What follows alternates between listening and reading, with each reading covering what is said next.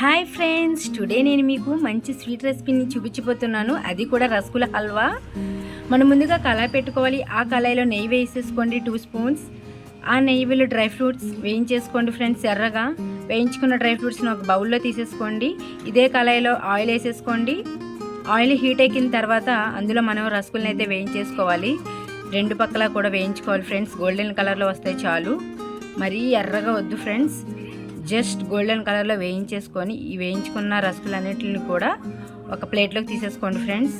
ఇలా ఈ విధంగా కూడా మనం రసగులన్నిటిని ఎర్రగా వేయించుకోవాలి ఫ్రెండ్స్. నేనైతే ఇలా వేయించేసుకున్నాను రసగులన్నిటిని. ఇప్పుడు అదే కళాయిలో 1 కప్పు పంచదార, కప్పున్నర వాటర్ అయితే మనం వేసేసుకోవాలి.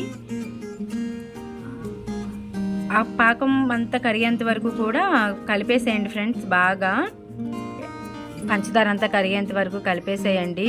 ఇలా మరుగుతూ ఉండాలి ఫ్రెండ్స్. పాకం బాగా చిక్కబడాలి. పాకం చిక్కబడిన తర్వాత అందులో ఇలాచీ పౌడర్ వేసేసుకోండి ఫ్రెండ్స్. ఆ ఇలాచీ పౌడర్ వేసిన తర్వాత ఒక 5 మినిట్స్ మరగనివ్వండి పాకాన్ని. ఈ లోపల మనం రసగుల్లను వేయించుకున్నాం కదా, ఆ రసగుల్లను 2 ముక్కలుగా ఈ విధంగా ముక్కలుగా చేసుకోవాలి ఫ్రెండ్స్. ఇలా రసగులన్నిటిని కూడా 2 భాగాలు చేసేసుకొని పక్కన పెట్టేసుకోండి ఫ్రెండ్స్. చూడండి, ఈ విధంగా చేసుకోవాలి. ఇప్పుడు పాకం మరిగిందో లేదో చెక్ చేసుకుందాం. పాకం అయితే రెడీ అయిపోయింది ఫ్రెండ్స్. చిక్కబడింది చక్కగా. చూడండి, ఈ కంటెంట్స్ అయితే సరిపోతుంది ఫ్రెండ్స్. ఓకే, ఇప్పుడు ఈ పాకంలో మనం ఇరుపుకున్న రసగు ముక్కలను అయితే వేసేసుకోవాలి ఫ్రెండ్స్. ఈ రసగులన్నిటిని కూడా పాకంలో వేసేసుకొని పాకం అంతా పీల్చేంత వరకు కూడా మనం రసగులన్నిటిని బాగా కలిపేసుకోవాలి ఫ్రెండ్స్. పాకం అంతా పీల్చుకొని దగ్గరికి అవుతుంది ఫ్రెండ్స్. పాకం కూడా మొత్తం రసగులన్నింటిని పీల్చేసుకోవాలి. అసలు పాకం ఉండకూడదు. పీల్చుకున్న తర్వాత మనం పాలను అయితే పోసేసుకోవాలి ఫ్రెండ్స్. ఫస్ట్ మనం పాకాన్ని అంతా పీల్చేలాగా చూసుకోవాలి. పీల్చేసింది ఫ్రెండ్స్, దగ్గర పడిపోయింది చూడండి.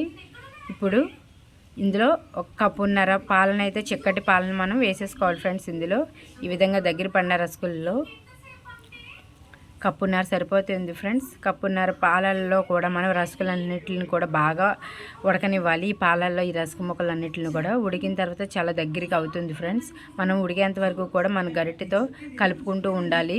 ముక్కలన్నిటిని కూడా దగ్గరే ఉండి కలుపుకుంటూ ఉండాలి ఫ్రెండ్స్. ఆ పాలన్నిటిని కూడా రసగు ముక్కలు పీల్చేంత వరకు కూడా మనం దగ్గరే ఉండాలి. చూడండి, చిక్కబడుతున్నాయి పాలన్నిటిని కూడా రసగు ముక్కలను పీల్చేసుకుంటున్నాయి. ఇలా దగ్గర పడాలి ఫ్రెండ్స్. చూసారా, ఈ విధంగా వచ్చింది. ఇంకా కొంచెం దగ్గర పడితే సరిపోతుంది ఫ్రెండ్స్. ఇంకా అలా కొంచెం 5 మినిట్స్ కలుపుతూ ఉండండి ఫ్రెండ్స్. ఈ విధంగా మన మధ్యలో నెయ్యి కూడా వేసుకుంటూ ఉండాలి ఫ్రెండ్స్. కలుపుకుంటూ కూడా టేస్ట్ చాలా బాగుంటుంది. చూడండి ఫ్రెండ్స్, ఎంత బాగా వచ్చిందో స్వీట్ రెసిపీ.